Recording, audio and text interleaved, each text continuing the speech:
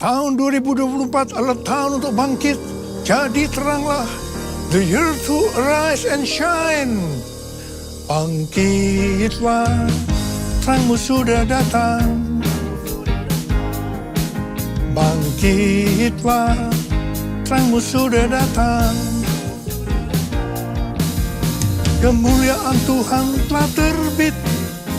Kemuliaan Tuhan telah datang. Kemuliaan Tuhan telah terbit atasku. Atasku. Atasmu. Atasmu. Atasku.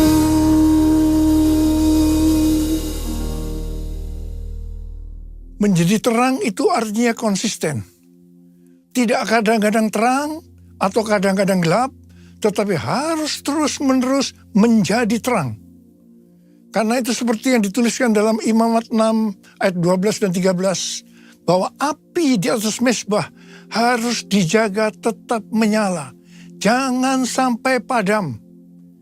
Api yang dijaga supaya tidak padam adalah yang pertama, api Roh Kudus. Yang kedua, api kasih. Dan yang ketiga, api doa, pujian, dan penyembahan. Supaya api tidak sampai padam, maka harus memperhatikan hal-hal sebagai berikut. Yang pertama, senantiasa dalam kondisi penuh Roh Kudus. Yang kedua, harus dijaga dalam kondisi kasih yang semula. Dan yang ketiga, banyak sembahyang. Artinya, terus berada dalam hadirat Tuhan melalui doa, pujian, dan penyembahan. Dan taat terhadap perintah Tuhan. Hal yang kedua, menjadi terang artinya hidup berjaga-jaga. Seperti yang dituliskan dalam 1 Tesalonika 5 ayat 4-9. Bahwa kita adalah anak-anak terang dan anak-anak siang. Kita bukanlah orang-orang malam atau orang-orang kegelapan. Sebab itu baiklah kita jangan tidur seperti orang-orang lain. Tetapi berjaga-jaga dan sadar.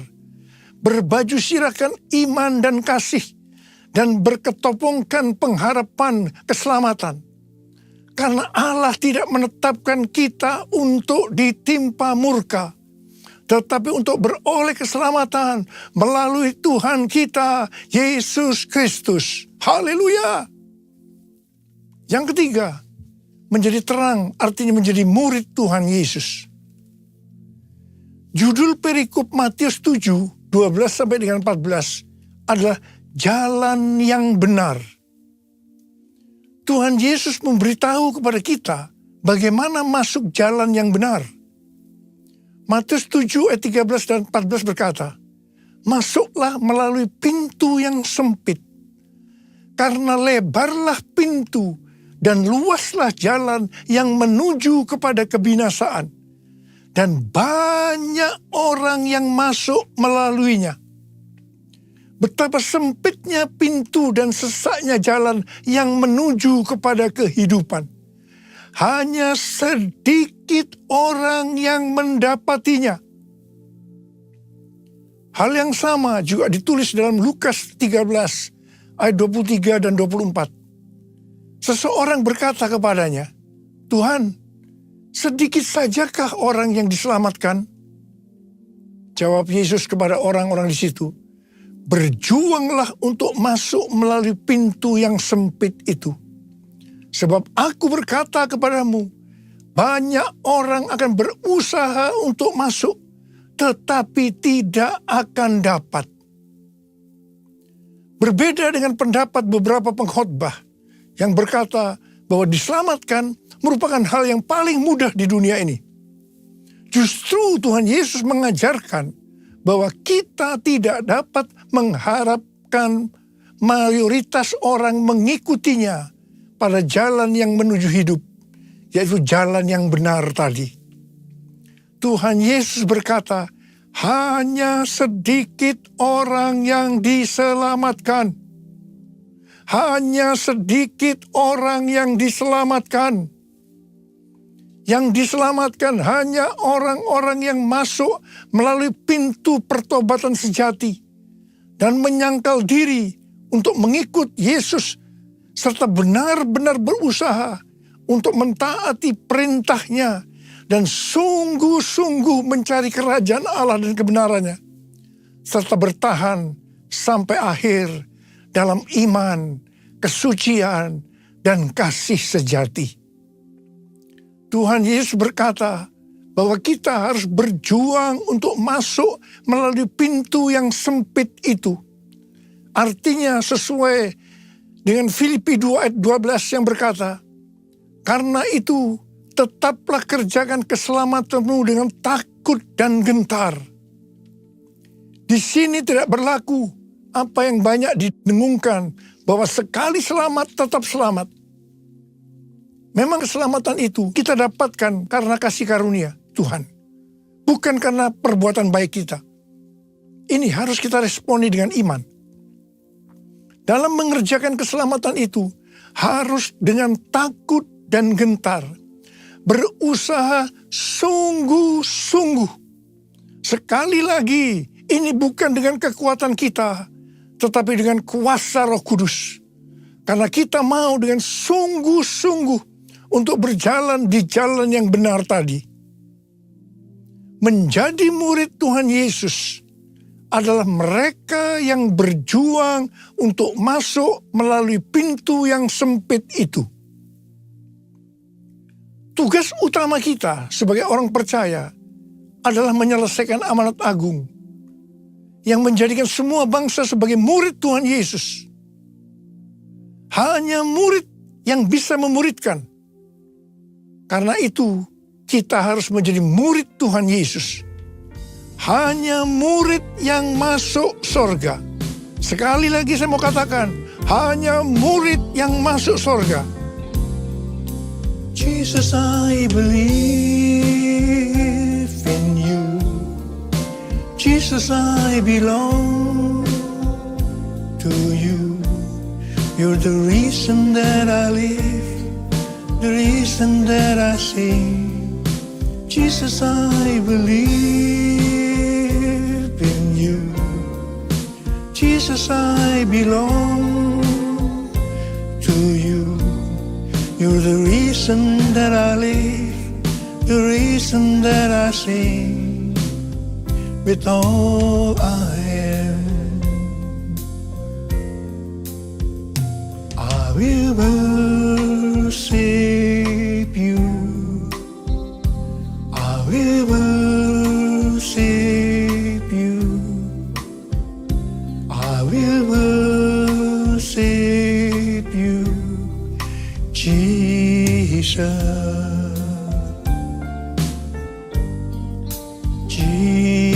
Jesus.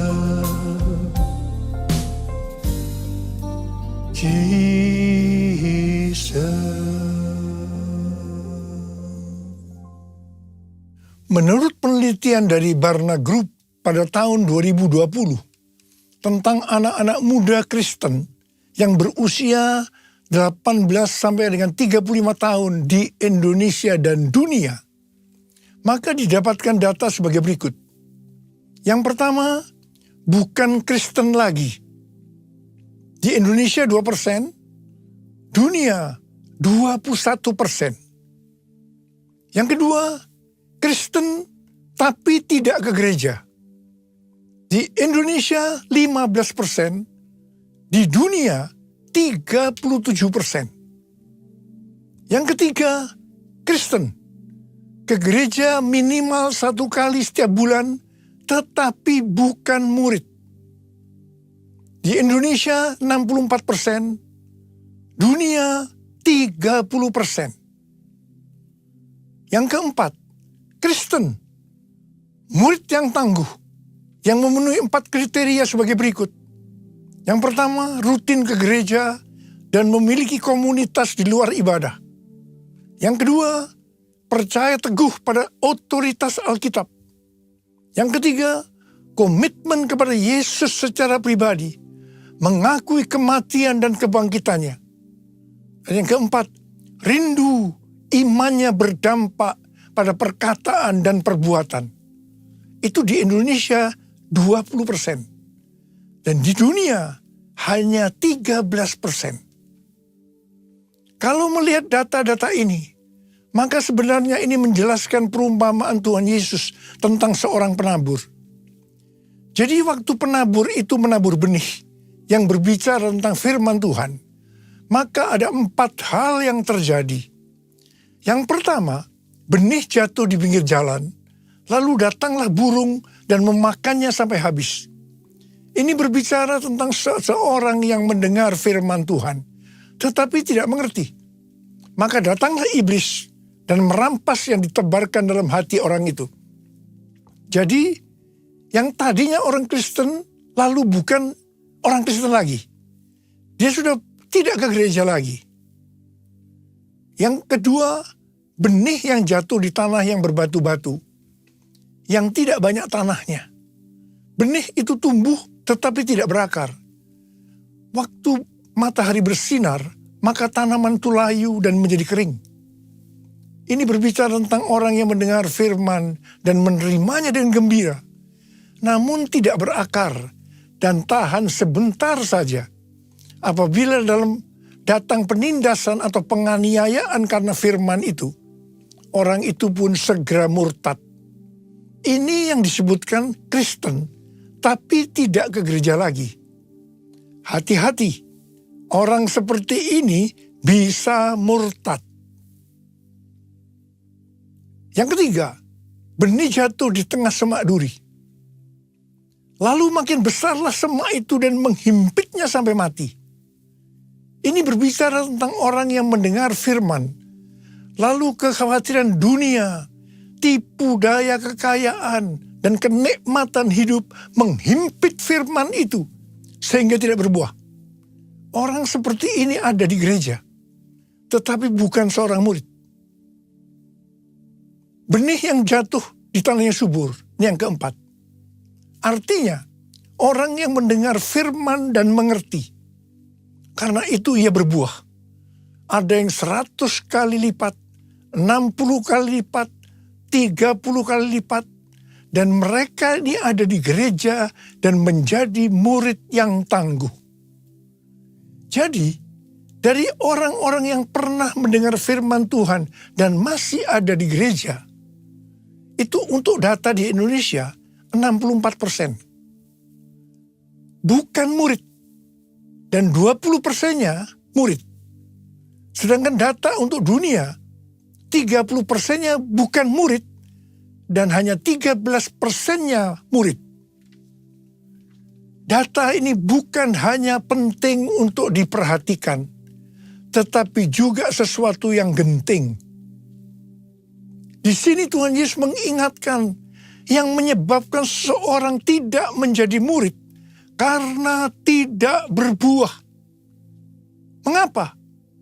Yang pertama, karena kekhawatiran dunia. Yang kedua, tipu daya kekayaan. Yang ketiga, kenikmatan hidup.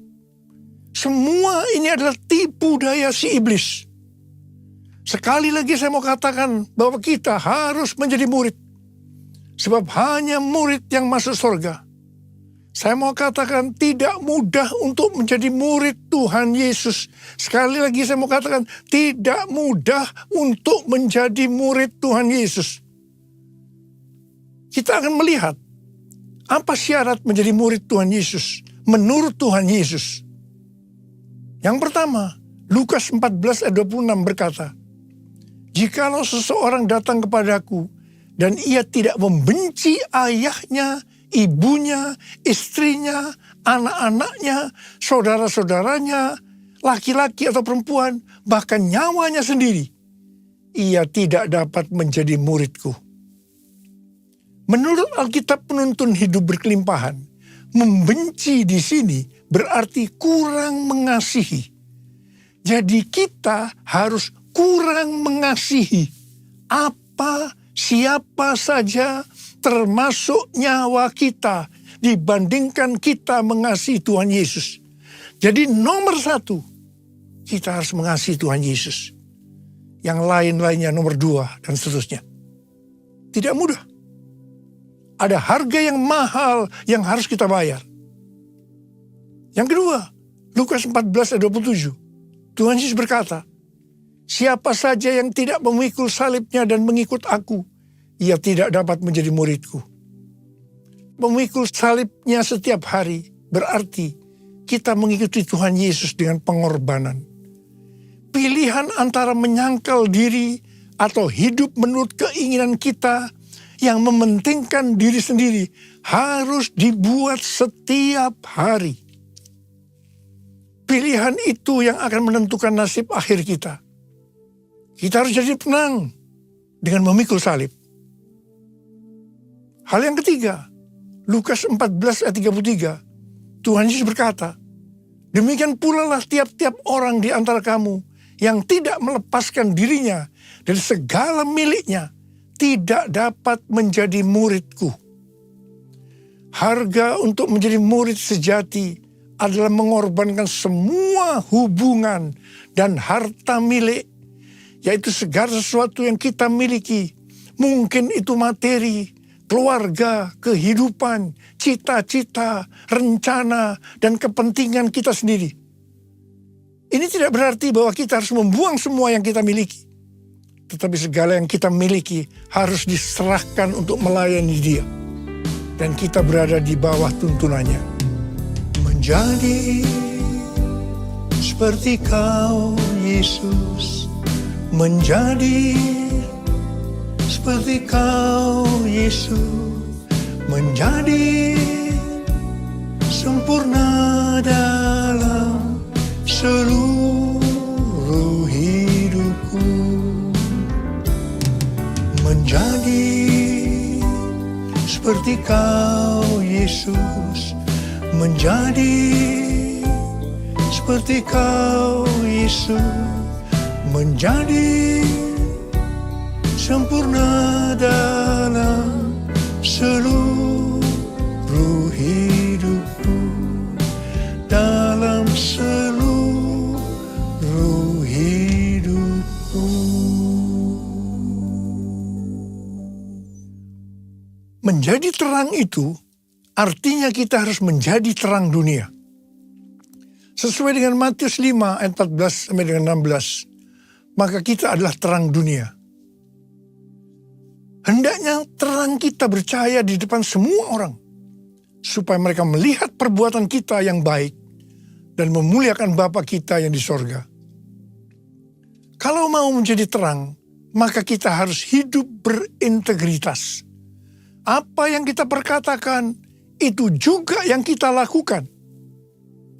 Bukan rahasia lagi bahwa cukup banyak pendeta yang takut untuk memberikan pelajaran tentang kebenaran memberi persembahan uang dalam kemurahan hati. Saya tidak tahu alasannya mengapa takut. Tetapi akibatnya, baik pendeta itu maupun jemaatnya gagal untuk menerima berkat yang terbaik yang Tuhan sediakan. Sudah lebih dari 13 tahun, Tuhan berbicara kepada kita tentang persembahan sulung. Dari Amsal 3 ayat 9 dan 10 yang berkata, muliakanlah Tuhan dengan hartamu, dan dengan hasil pertama dari segala penghasilanmu. Maka lumbung-lumbungmu akan diisi penuh sampai melimpah-limpah, dan bejana pemerahanmu akan meluap dengan air buah anggurnya. Sesuai dengan referensi dari catatan Amsal 3 ayat 9 dan 10 dari The Apologetic Study Bible, dan catatan Alkitab Penuntun Hidup Berkelimpahan dari Life Application Study Bible, yaitu versi Injili, maka yang dimaksudkan dengan persembahan sulung adalah hasil pertama yang merupakan hasil terbaik secara kualitas maupun kuantitas. Hasil pertama dari penghasilan atau gaji kita, bukan sisa-sisa. Persembahan sulung untuk tahun 2024 adalah seluruh penghasilan yang didapatkan pada bulan Januari 2024 yang diberikan pada bulan Februari 2024. Dalam Markus 12 ayat 41 sampai dengan 44, Tuhan Yesus sendiri yang menyinggung tentang memberikan persembahan dari seluruh penghasilan seorang janda miskin. Pada suatu kali Yesus duduk menghadapi peti persembahan dan memperhatikan bagaimana orang memasukkan uang ke dalam peti itu. Banyak orang kaya memasukkan dalam jumlah yang besar. Lalu datanglah seorang janda yang miskin dan ia memasukkan 2 uang tembaga, yaitu uang receh terkecil. Yesus memanggil murid-muridnya dan berkata kepada mereka, "Sesungguhnya aku berkata kepadamu, janda miskin ini memberi lebih banyak daripada semua orang yang memasukkan uang ke dalam peti persembahan. Sebab mereka semua memberi dari kelimpahannya. Tetapi janda ini memberi dari kekurangannya. Semua yang dimilikinya, yaitu seluruh nafkahnya." Di sini Tuhan Yesus tidak melihat besarnya jumlah persembahan, tetapi berapa persen dari penghasilannya yang dipersembahkan. Meskipun jumlah persembahan janda miskin ini relatif kecil dibandingkan orang kaya tadi, tetapi Tuhan Yesus berkata bahwa janda miskin ini memberikan lebih banyak dibandingkan semua orang kaya tadi. Mengapa? Karena persembahan yang diberikan janda miskin itu adalah seluruh nafkahnya, yaitu seluruh yang dia miliki. Persembahan sulung merupakan tolok ukur yang valid untuk menguji apakah kita memberi dalam kemurahan hati. Persembahan sulung diberikan dengan kerelaan hati dan ucapan syukur, bukan karena paksaan. Sekali lagi saya mau katakan, bukan karena paksaan. Amsal 11 ayat 24 dan 25 berkata, "Ada yang gemar memberi, tetapi bertambah kaya. Ada yang menghemat secara berlebihan, namun selalu berkekurangan. Siapa banyak memberi berkat, diberi kelimpahan. Siapa memberi minum, ia sendiri akan diberi minum." Sebagai bapak rohani dan hamba Tuhan, selama 13 tahun ini, saya bukan hanya mengajarkan tentang persembahan sulung, tetapi juga melakukannya. Tema khotbah untuk bulan Februari tahun 2024 ini adalah kita harus menjadi murid Tuhan Yesus. Ada berapa banyak di antara saudara yang berkata, "Tuhan, saya mau menjadi murid Tuhan Yesus. Saya mau menjadi murid-Mu ya Tuhan Yesus." Angkat tangan. Katakan bersama saya, "Ini aku Tuhan, utuslah aku, sampai generasiku diselamatkan. Ini aku Tuhan, utuslah aku, sampai generasiku diselamatkan. Sampai generasiku diselamatkan." Sekali lagi katakan, sampai generasiku diselamatkan. Mari kita angkat tangan kita. Kita berbahasa roh, sembah Dia. Uriala masyandara kana mayara la bala bala bala bala bala. Uriala la bala bala bala bala bala bala bala bala bala. Sembah Dia. Berbahasa roh, berbahasa roh, berbahasa roh. Uriala kana mayara la bala bala bala bala bala bala bala bala. Rada bala bala bala. Tuhan, urapi kami semua. Urapi Tuhan anak-anak-Mu yang sudah mengangkat tangan mereka. Mereka berjanji saat ini Tuhan, kami mau menjadi murid Tuhan Yesus. Kami mau menjadi murid Tuhan Yesus. Terima pengurapan Tuhan, terima. Terima kasih Tuhan. Terima kasih. Dalam nama Yesus. Amin.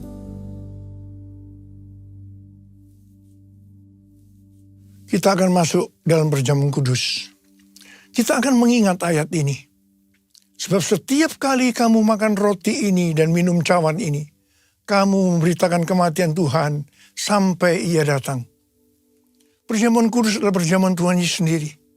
Setiap kali kita masuk dalam perjamuan kudus, Tuhan selalu berkata kepada kita, biarlah ini menjadi peringatan akan aku. Karena itu mari arahkan hati kita kepada kebaikan Tuhan. Kita akan mengingat kebaikan Tuhan. Supaya kita lebih mengasihi Tuhan Yesus. Supaya kita lebih mengasihi satu dengan yang lain. Mari tundukkan kepala. Bapa, siapakah kami sebelum kami mengenal Engkau? Kami semua orang berdosa. Upah dosa adalah maut, mati. Tapi Engkau yang tidak berdosa telah dijadikan dosa oleh karena kami. Engkau harus turun dari sorga mulia, mati ganti kami dengan penderitaan yang luar biasa. Sungguh kalau kami pikirkan betapa baiknya Engkau ya Aba. Engkau jadikan kami sebagai anak-anak-Mu. Engkau berkati, Engkau tuntun, Engkau bela, Engkau lindungi, Engkau sembuhkan hamba-Mu. Dan Engkau juga tegur kalau kami salah. Tuhan terima kasih, itu Engkau ya Aba. Itu Engkau ya Aba. Tuhan akan memberkati kita melalui perjamuan kudus. Tapi Tuhan mau kita makan dan minum dengan cara yang benar. Karena itu masing-masing berdoa. Introspeksi. Lihat keadaan dirimu masing-masing. Jangan menyimpan dosa. Kalau ada dosa langsung minta ampun sama Tuhan. Minta ampun. Supaya diberkati. Supaya diberkati. Ampuni saya Tuhan. Ampuni, ampuni, ampuni. Ampuni ya Bapa. Kau melihat anak-anakmu sedang minta ampun padamu. Maka layakkan kami untuk masuk dalam perjamuan kudus ini Abah. Terima kasih. Kami akan masuk dalam perjamuan kudus dengan hati yang penuh ucapan syukur. Dalam nama Yesus kami berdoa. Amin. Mari. Angkat roti di tangan kanan kita tinggi-tinggi. Sebab apa yang telah kuteruskan kepadamu, telah aku terima dari Tuhan. Yaitu bahwa Tuhan Yesus pada malam waktu ia diserahkan mengambil roti. Dan sesudah itu ia mengucap syukur atasnya. Yang memecah-mecahkannya dan berkata, inilah tubuhku yang diserahkan bagi kamu. Perbuatlah ini menjadi peringatan akan aku. Saudara dikasih Tuhan, bukankah roti yang kita pecah-pecahkan ini adalah persekutuan kita dengan tubuh Kristus. Mari kita makan dalam nama Yesus.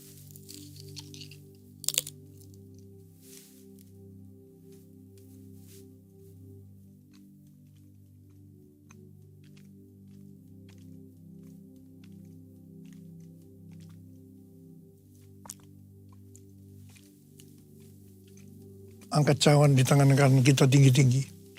Demikian juga yang mengambil cawan sesudah makan lalu berkata, cawan ini adalah perjanjian baru yang dimeterkan oleh darahku. Perbuatlah ini setiap kali kamu meminumnya menjadi peringatan akan aku.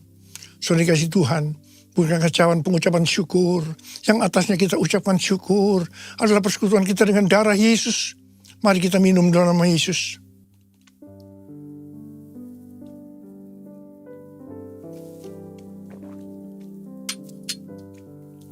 Angkat tangan kita di hadapan Tuhan. Ucapkan syukur dan terima kasih dengan suara. Jangan diam. Tuhan terima kasih Tuhan. Kami bersyukur ya Tuhan. Kami bersyukur. Kami bersyukur ya Tuhan. Kami bersyukur ya Tuhan. Orialalabakana mayaralabalaba. Engkau melihat anak-anakmu Tuhan yang sedang mengangkat tangan mereka.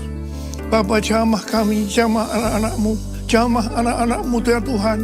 Saat ini kau sedang menyembuhkan yang sakit. Sedang membebaskan yang terikat. Sedang menghibur yang susah. Sedang menguatkan yang lemah. Sedang memberikan pengharapan-pengharapan yang baru.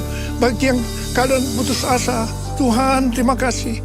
Terima kasih Tuhan. Terima Tuhan. Terima kesembuhan. Terima kesembuhan. Terima. Terima kasih Abah. Terima kasih. Terima kasih. Terima kasih Yesusku, terima kasih Yesusku.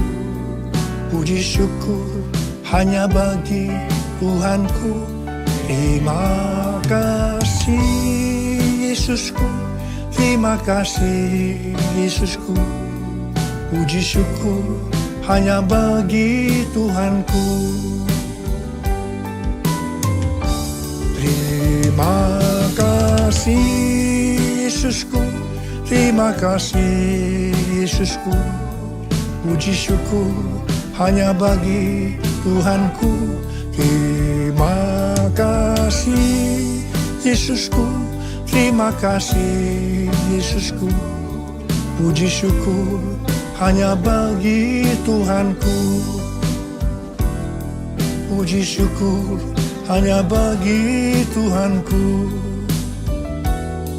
Puji syukur hanya bagi Tuhanku.